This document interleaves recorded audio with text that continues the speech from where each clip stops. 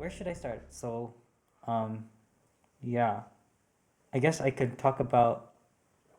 I was just mentioning a moment ago that like this is like a small little toy project that I've been working on for the past year.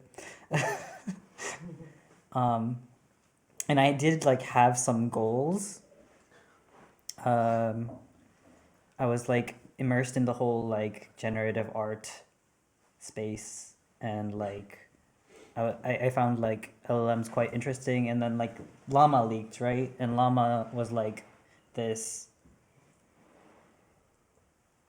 however many 100 gigabytes of like um, weights that you had to download to run it locally, and then you needed that much RAM to run it as well.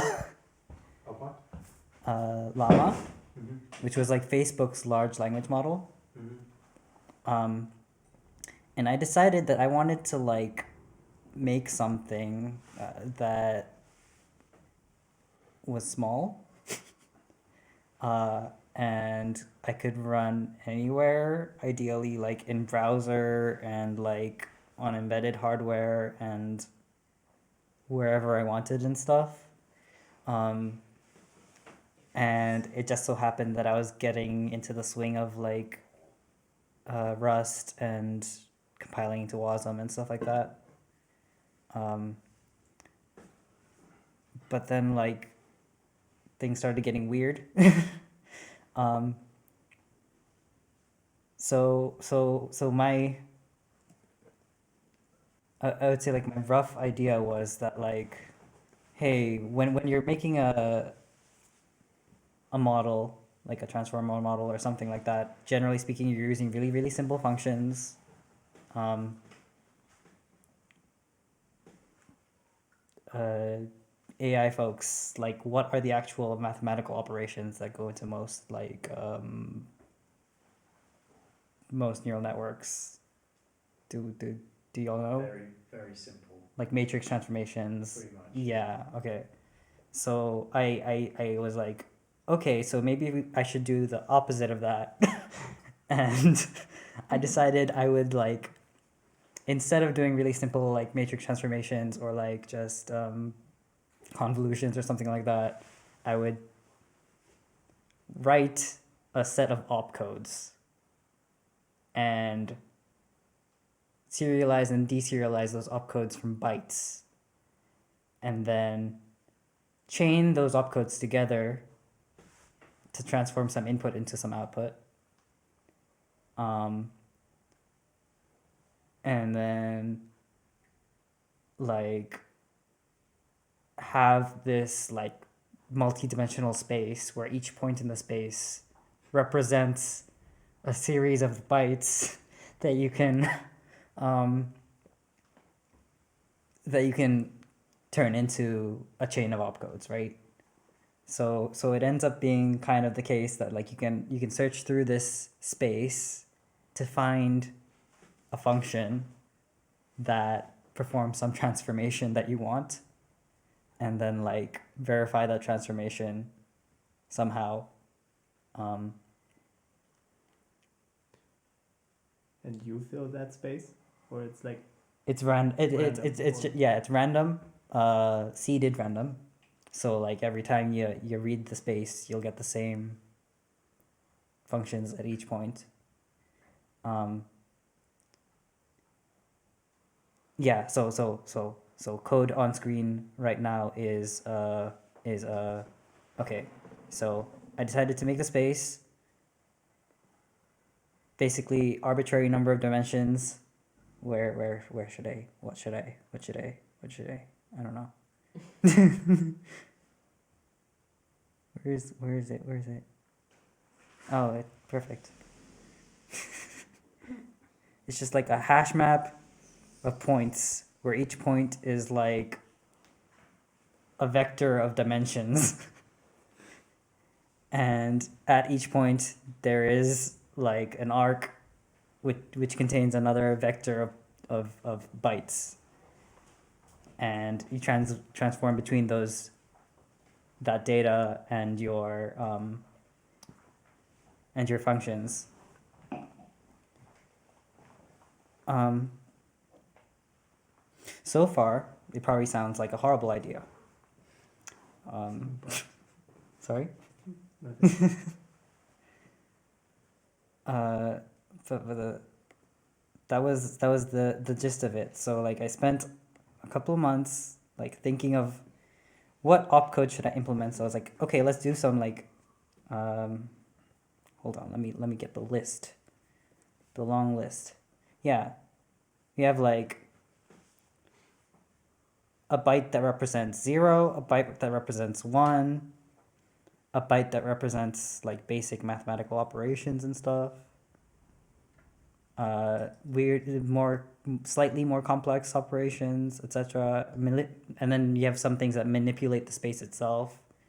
And then things start getting weird because like instead of having memory in the sense of like a neural network that references like previous parts of itself, I do memory by like writing to the space within a function. So it's no longer pure functions and you get weird side effects and stuff. And then you reference, like some functions reference arbitrary points in the space, and all of these are generated from random data, right? So yeah, weird stuff happens. And then I decided like, hey, so what logic do I need to like actually train a model that uses this, it's already a DSL basically, right? So like we need a model that generates functions using this DSL. What kind of opcodes does it need in order to train itself? And those manipulations are like getting regions of code from the space and like manipulating them to like concatenating them and stuff like that.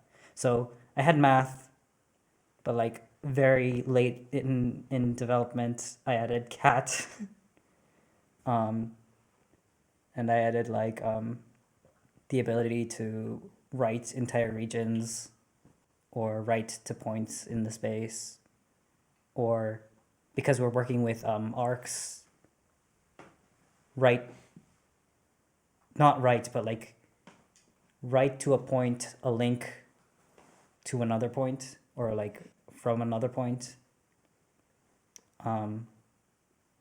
Basically, I decided like what would be whatever. Danger ops. Yeah, danger. Things that are dangerous, like delete everything.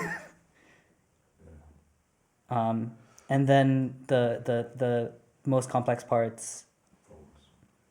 Yeah, what I decided would be the way that I would train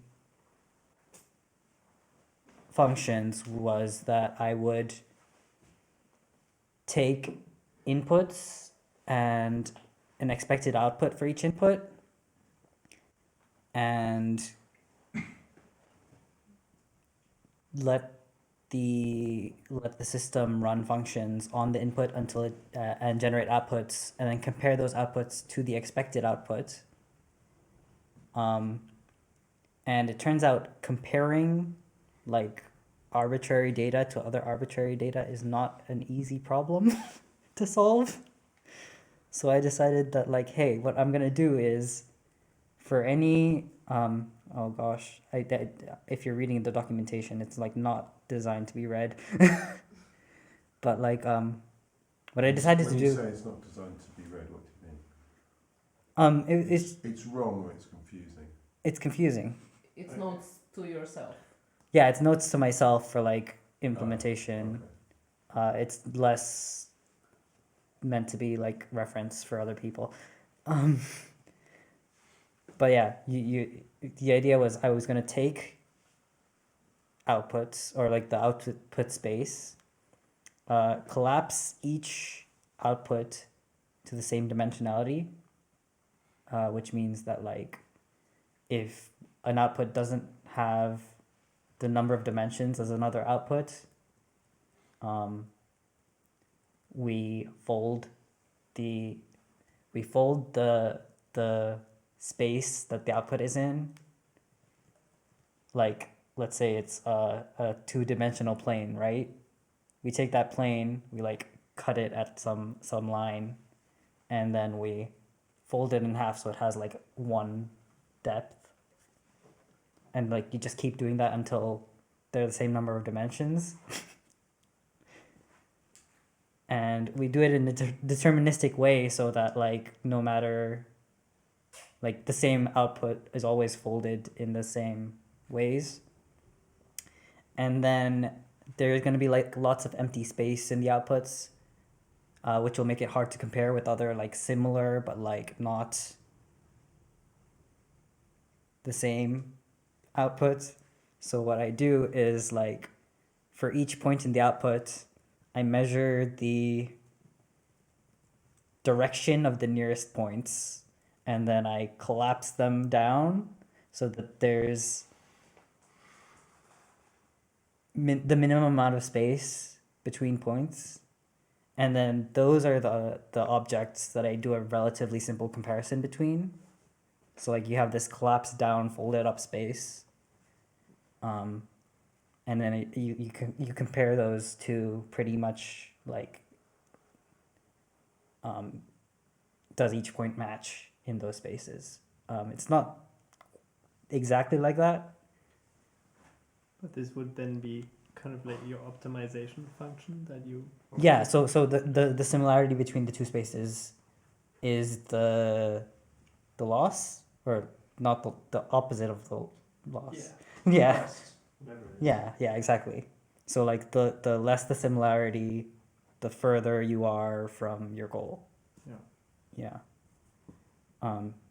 So I implemented some logic to fold it. I implemented some logic to collapse it down, make it desparsed. So can you, sorry, I might be being a bit thick here. Mm-hmm. So you've got, so what's going on there then? It says similarity and then box function chain 5 times. Right. So Those are the input parameters to a function called fold to n, say for example, or what is that? So this is an enum, right? So this is an enum that contains all of the possible variants of a function chain, and it's a recursive enum because it's basically an abstract. It's basically an AST, an abstract syntax tree. Yes. And the actual structure of the enum is recursive. So like each function has some number of inputs. Yeah, has some number of inputs, and those inputs are also functions. Okay. And this isn't the actual logic. This is like just the parameters for each function, basically. And like fold to n has 5 parameters. Those parameters are the origin and dimensions of the inputs, the origin and dimensions of the outputs, and the dimensionality that we want to fold to. And similarity is like you have the origin and dimensions of the inputs, origin dimensions of the output. Origin and dimensions of the first space you're comparing, origins and dimensions of the second space you're comparing, and the number of dimensions you want to compare them in. Got it, okay. Yeah, so that's like, yeah, so we have some way of scoring a function, right? How do we actually generate functions that solve problems? Now we're entering unimplemented territory. Because my idea was that I would take these scores, use it to generate, I would basically do a genetic algorithm instead of any sane way of doing this, where I would take populations of functions, use the opcodes that I implemented to manipulate the functions, and mutate functions between generations so that the highest scoring functions retain more of their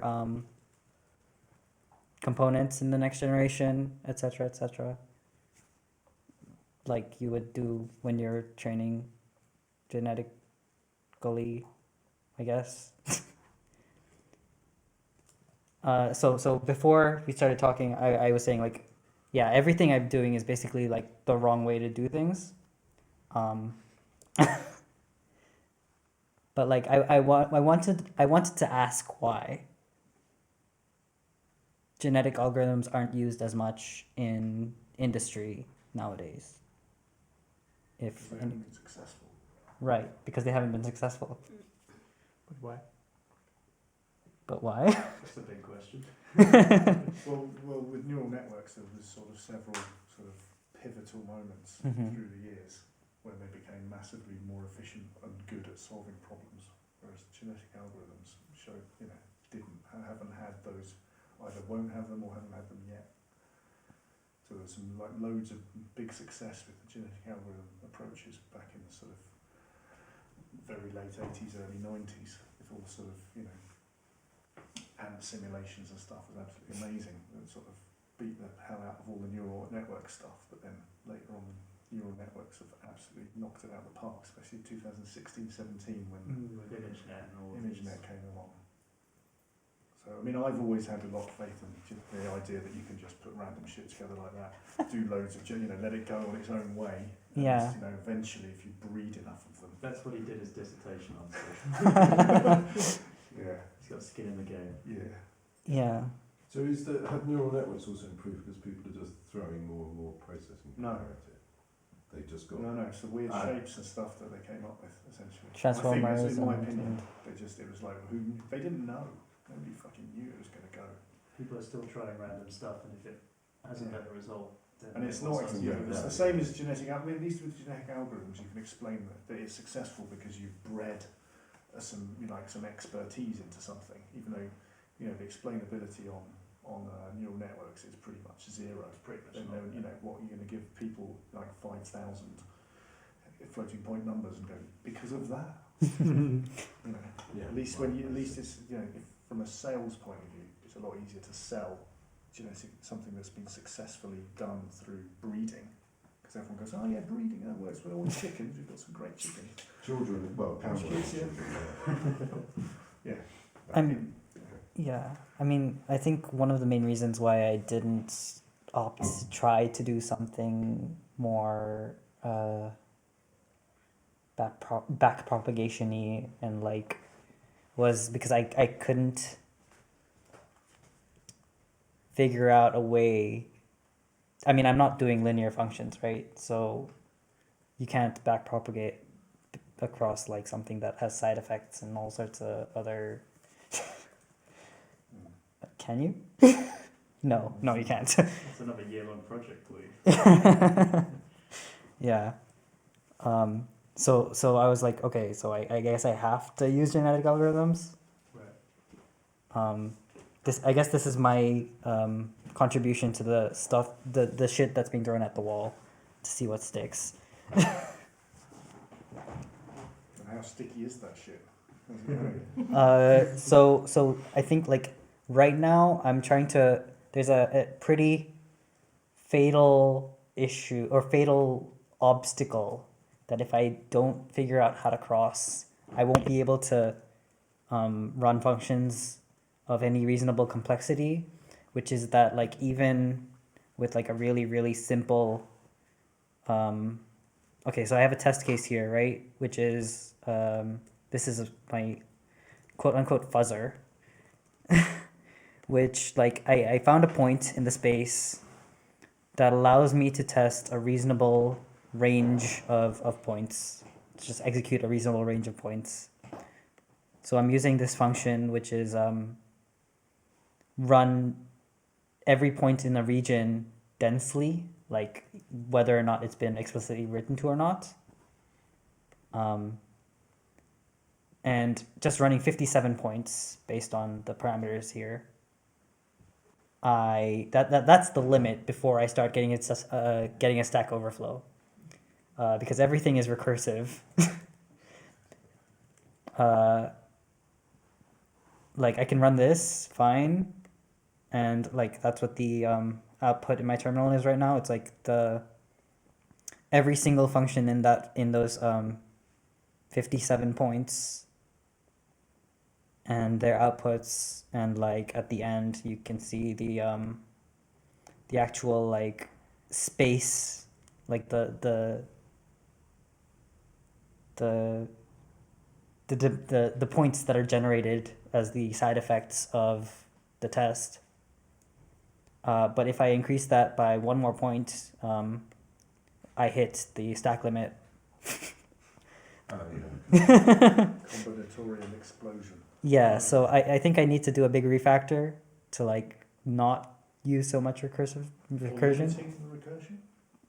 No, I mean, this is hitting the limits of recursion, so limiting it further means like, yeah. More memory. More Processing power. Infect other people's computers with it. Ooh. But this is like very lightweight. I don't know. It's not like I've designed this function to do anything useful, but it runs pretty quickly in terms of relative to like the complexity of the operations that it's doing. So like within this randomly generated stuff, it runs the desparsing algorithm a couple of times. It does a similarity score. It deletes an entire region. Does some conditional logic. It writes some stuff. And like reading and writing from a region, I would imagine, takes a lot of time, but like all of this runs within 2 seconds, I think. So let me just run the test again to see if I'm right or not. Oh, okay, like it runs pretty much instantaneously. Which makes me think that like I could manually write some nice functions that do some like image processing or something, which is why I wanted to talk a little bit. I mean, I wanted to present this as like a DSL because it's like a DSL designed to manipulate multidimensional spaces.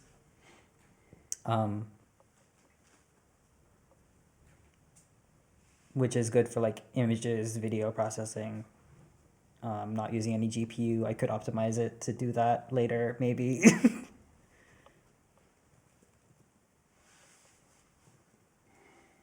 Yeah. I sadly don't understand anything you're talking about, so I can't participate. For me, it's just like, yeah. What questions do you have that would help you understand what we're talking about?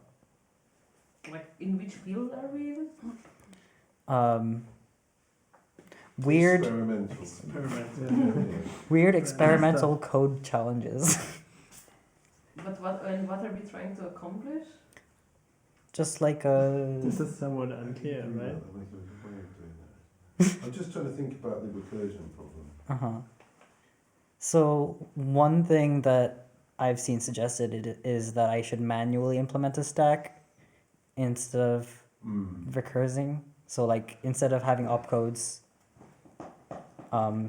like be a recursive structure, just like have them as a list and then put them on a stack and then like yeah. That's the problem, isn't it?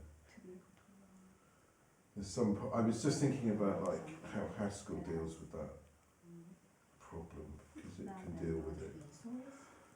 Yes. How does it deal with it? I don't know, but like Haskell and Lisp should deal with it, right? Because they they're do. Yeah, they do entirely as well. recursive almost. But they do that lazy evaluation Mhm. thing as well, don't they? Turn it inside out, have the individual points being in control of Yeah, you do. things. You just can't keep. So rather having sort of a master thing that's manipulating the space, the individual points are interacting with each other, and then you can just give them a certain amount of autonomy.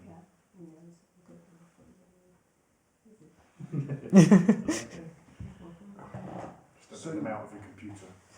Yeah. I mean the one of the goals of this was that like it would be able to run like I wouldn't distinguish between operation and training. Like you just have like a set of functions that it's curated for you that you can call externally, but otherwise it's just like churning, because like the training algorithm, the opcodes for the training algorithm are embedded in the language. So the training algorithm can run within the language, like within the space, continuously. And then you just call the other functions externally whenever you need them. I know it's pernickety, but in your test, like at 9, 2, 3, 4, 7, and 4, 8, could I suggest you use expected and return instead of ank and chain 2? Which one? Like at 9, 2, 4, 7, if you call that expected, and then at 9, 2, 4, 8, call that return, it would make more sense. If I understood the code correctly. Oh, okay, yeah. Yes. Okay. Just a suggestion, just for sort of like slightly cleaner code. Because you've got That's easy your to ops, understand. your points in your world are That's the it, sort yeah. of creatures that live in it, aren't they? If you look at it from a sort of Yeah. point of view, they're the sort of, and so you're simulating a world with the individual creatures, the vectors. So if they had if they knew about the language and could act for themselves, Yeah. then at least you could be running them in parallel. Yes. So rather like. than having a big monolithic simulation which runs out of stack. Yeah. Exactly. Yeah. I think so. Like if when I add threading and stuff, instead of running Well, I assumed regions I knew what the word on let like a single Yeah. stack. Each individual Oh, one could Yeah. How would you run them in Yeah. parallel if they can access and manipulate random other neighbors? Like, and it's Well, hard you've to got a predict. clock. That's why I'm using an arc. Which- times of, there's a tick of a clock. of Like one time, tick, and all so in if you're gonna parallel, run- next yeah, tick. If you're going to run a certain number in parallel at once, right? At least you've got to reduce stack size. That's why I'm using arcs though, because like I did want them, like many of them, to be running in parallel and like doing random shit around each other. So we know that like. But if they got autonomy, then you can run them in a distributed fashion, which means you're no longer stuck to one CPU and one load of memory. You've got loads more. Yeah. That's options why- if you wanna- That's why I have a local space struct, but I also have a disk. So instead of reading from memory, you read from disk. But also, I mean, in no way am I encouraging you to Remote. down this. That's an interesting question where you will end up. yeah. So this is the part where I wanted to be like, hey, get out your laptops, write some functions, give me some raw training, some population seeds to like start growing into. So what are you actually doing the genetic, are you doing sort of any actual genetic operations between the functions to breed genetic Yeah. operations? So the functions that I wanted to use were like just I mean, what do you mean by genetic operations? Well, if you've got a string of bytes Yeah. and another string of bytes, you're doing any sort of random Yeah, so I wanted to like randomly drop the start, mutations and- drop the ends off of them, concatenate ranges of one to ranges of others, ranges of one with the output of others, etc., etc.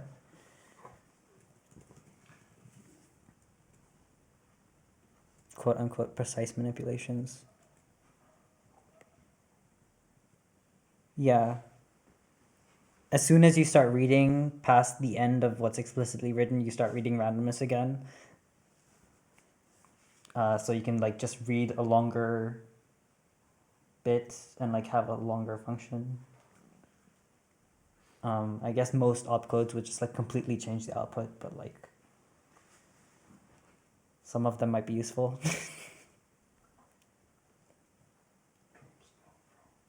Are you trying to like accidentally discover something, or is it just like an art project, or is it just like So there is like a backstory. There's like a deeper backstory. There's a pretty deep backstory to this. So I've been, yeah, there's like I have a VTuber persona. Oh yeah. You have a what? a VTuber persona. Okay.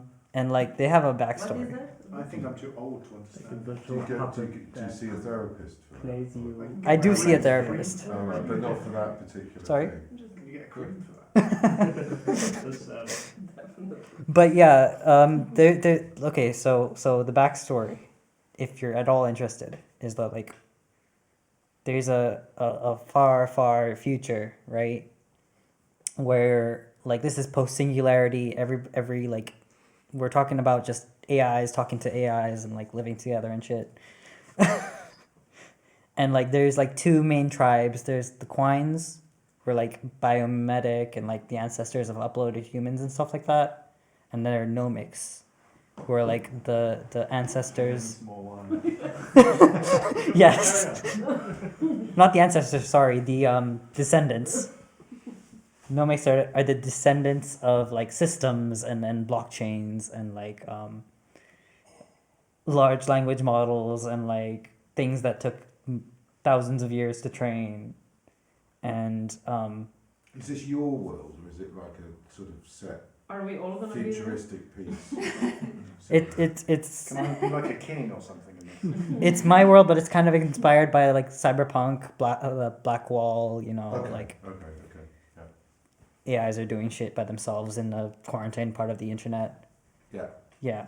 Of course. Yeah. Okay.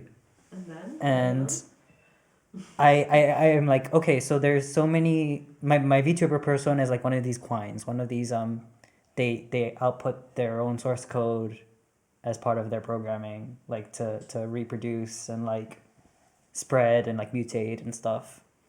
And I thought like all of these AI models that we see nowadays are like the Nomics of the universe, right? Like they're games where there's some set rules on how to change the rules of the game. Will that get you through? Maybe, but not all. Therefore, what? What does that Therefore, I wanted to try to make something that could make something similar to the hypothetical Quines of my fictional universe, where they're biomimetic, kind of like naturally evolving. They don't need lots of resources to. I mean, they might need a lot of time, but like they don't have to live in like a 100 A100 GPU server farm to develop meaningfully.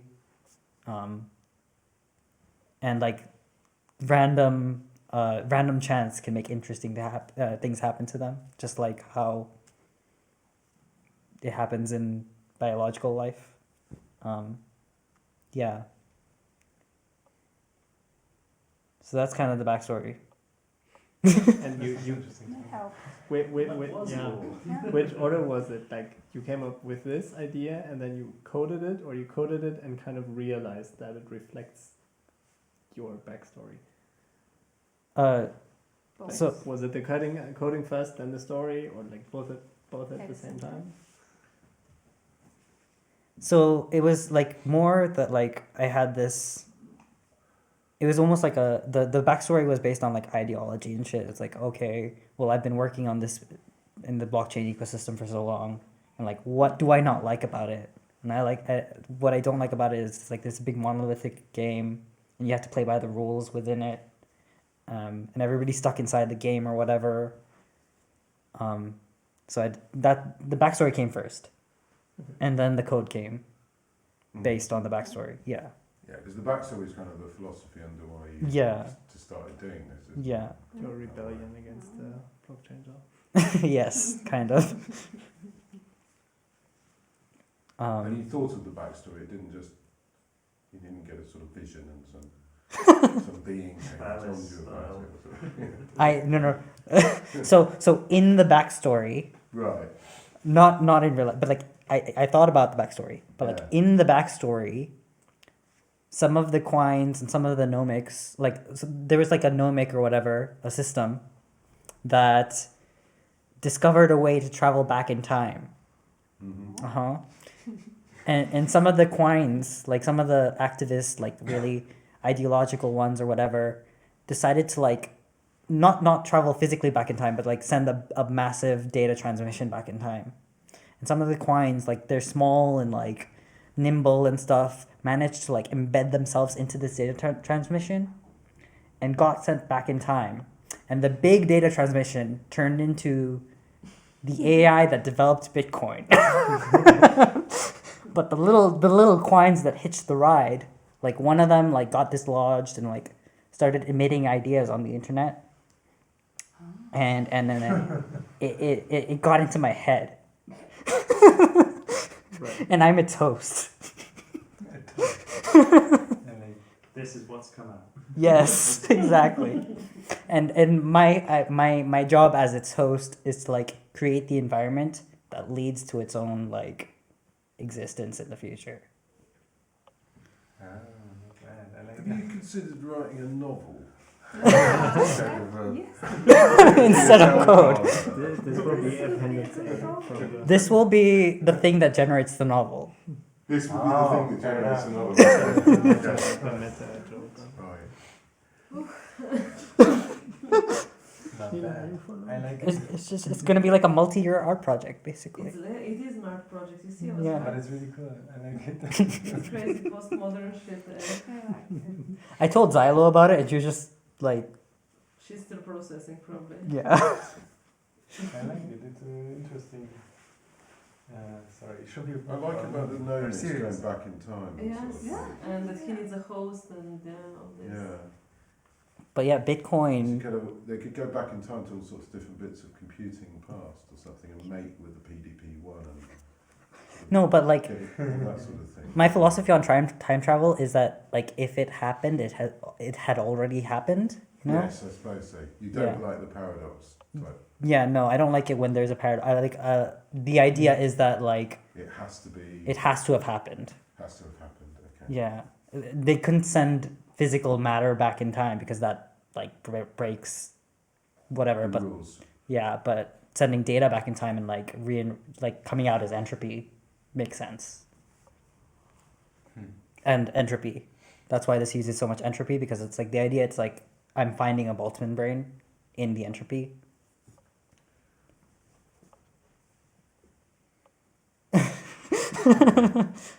Wow. Imagine. Who would have thought that the modern writers will be actually writing 1 year of code? I mean, you know that I did write like light novels for a bit. I mean, I I know. didn't know. No, No, no. I didn't know. but Share like some links or something. I'm not good at it. Whereas code, on the other hand, I'm not good at that either. Don't let that stop you. Yeah. stopped us Yeah, stop me. career out of it. Crazy. So what's next? In the whole story, Yeah. I mean, of w- Little Gnome and... trying to actually like get something like running, like actually like solve some sort of simple problems like proof of concept, maybe like transform an image to rotate it or something, you know. Just rotate it by 90 degrees. Yeah, yeah, Yes, like start with that. simple stuff first, Yeah. and then I'll go further, like add Yeah. cats to every image. Then you have Yeah, yeah. So what is the future society expecting from you to do?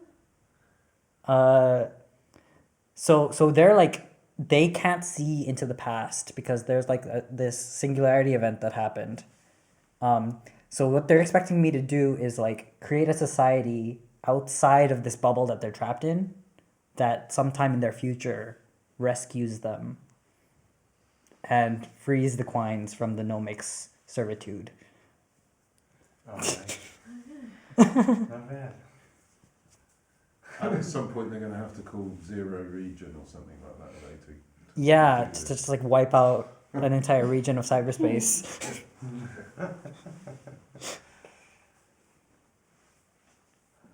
Yeah, that's interesting. I know you're trying to parallelize destruction over creation. Right. It's a bit dark. Yeah, delete and zero. They have to Well, you can write to a region.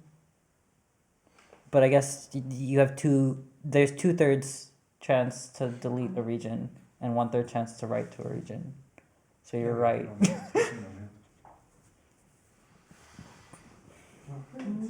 definitely interesting talk.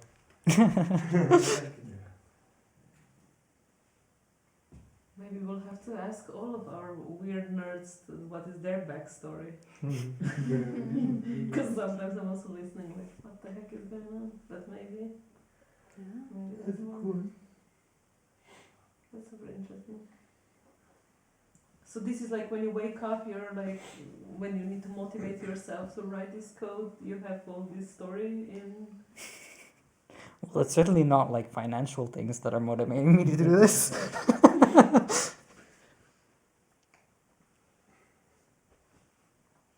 That's interesting. My life is so boring. I actually have financial motivation. Yeah, but also Not really, completely, yeah. because otherwise we could also do something else. That's also true. But it's definitely there. Something that maybe I'm a little bit curious about is that like I know that there are established ways to compute similarity between pieces of data.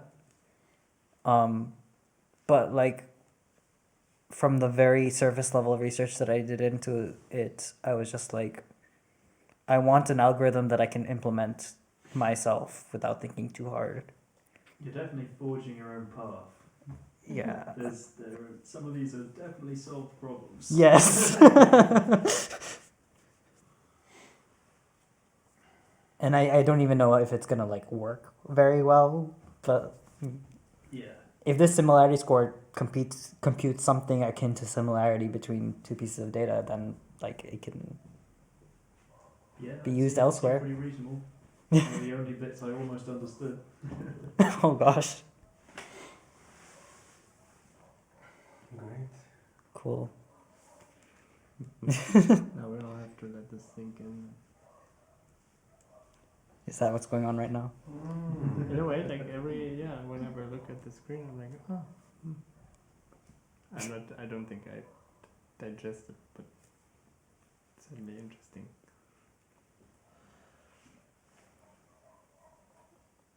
Okay.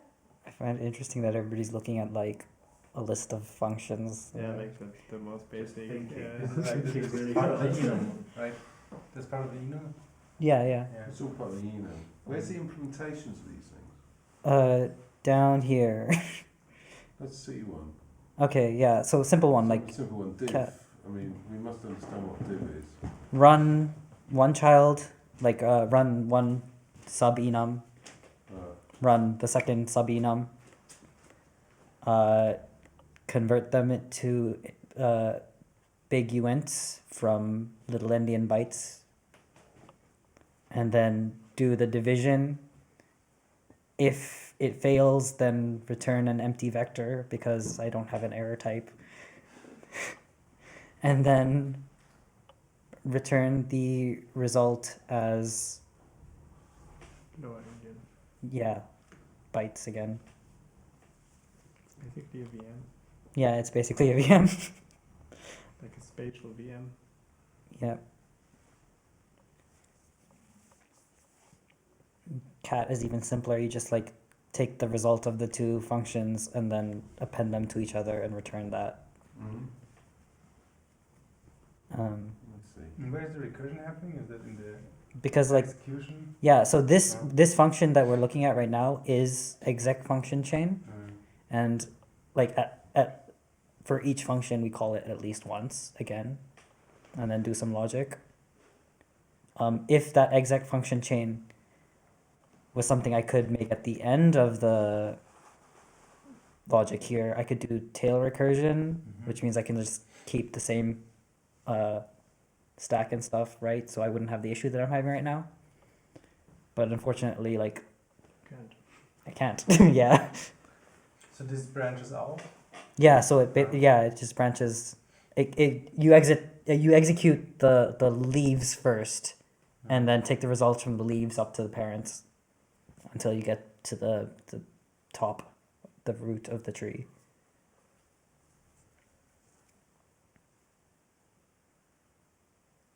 and there's only like one special case that is not a function, not a So it needs quite some refactoring Not a chain. away from the recursion. Yeah.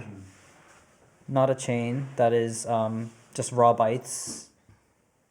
Right, because it's just a conversion. Yeah. So raw bytes, just return the bytes.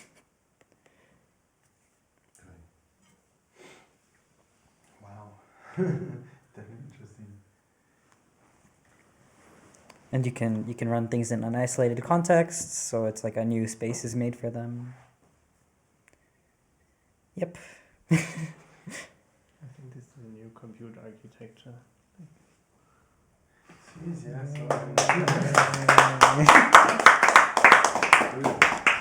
So we're waiting for the novel. We're waiting for Yes. the Nova to learn more about nomics and quines. I mean, you know that they're like things that have meanings now already, right? Quines are like those little coding puzzles where you write some code that outputs itself. Over and over, yeah. Yeah. and nomics. A nomic is the name of a game where Yeah, no, Yeah, we yeah. had this the other day, I think.